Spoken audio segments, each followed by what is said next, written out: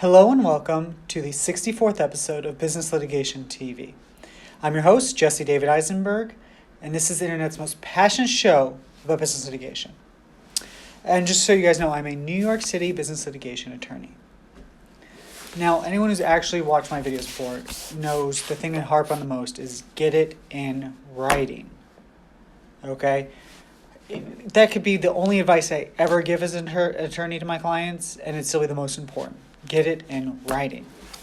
All right? So I'm just going to try and break it down further to help you understand. Okay? So just here are some reasons why you get it in writing. Okay. Oral contracts produce an increased risk of litigation.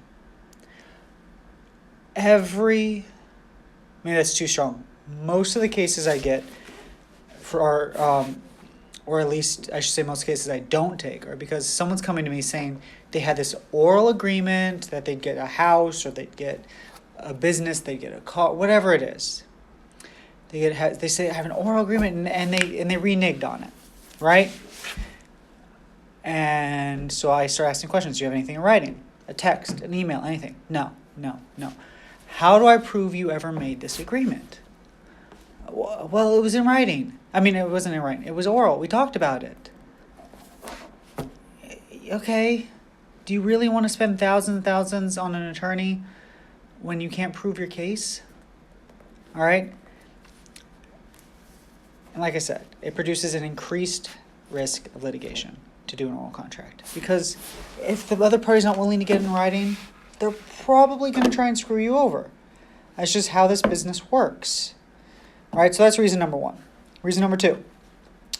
Terms of oral contracts can be, and I use this with quotation marks, misunderstood. Okay? You know, what that means is someone comes and says, I had this oral contract to buy this house from this family member, and we agreed at $300,000 and now they want $600,000. And the other side was going to say, no, we agreed to sell it, but we never agreed on a price or something along those lines. He misunderstood that number. $300,000 was the mortgage or something. It's just, when you get to the terms of contract and it's oral, again, it's very hard to prove what was actually agreed upon. Number three, oral contracts lack clauses that will protect you. This goes to, there's not, in an oral contract, you're not going to have a right to attorney's fees. Oral contracts don't have default clauses. Oral contracts don't have time of the essence language, things like that. You can't be as well protected with an oral contract. It's just a fact.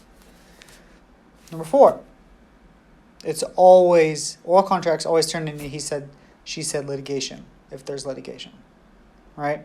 Because that's going to be the whole crux. Person A is saying they agreed to buy it for $100,000. Person B is going to say $10,000.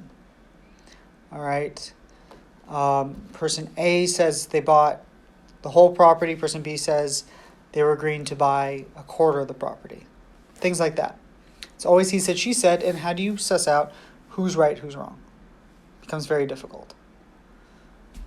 And lastly, from a lawyer's standpoint, the statute of limitations on a contract, on a written contract, you get 6 years to bring your lawsuit.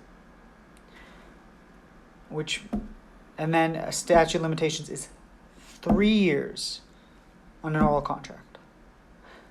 Now that's when it comes to money, and which is what, if you're suing on a contract, you almost always want money, right? So you get 3 years on an oral contract or 6 years for equity. Okay, which means if you're, asking to be part of a business or something along those lines, they may give you 6 years, but 3 years if you want the money. A 3-year oral contract. All right.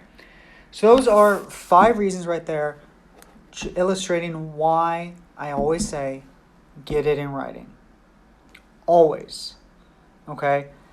Again, I have people come in almost on a monthly or less basis telling me they made some kind of oral agreement with their family, a family member, a cousin, an uncle, a brother, and it went south. Okay?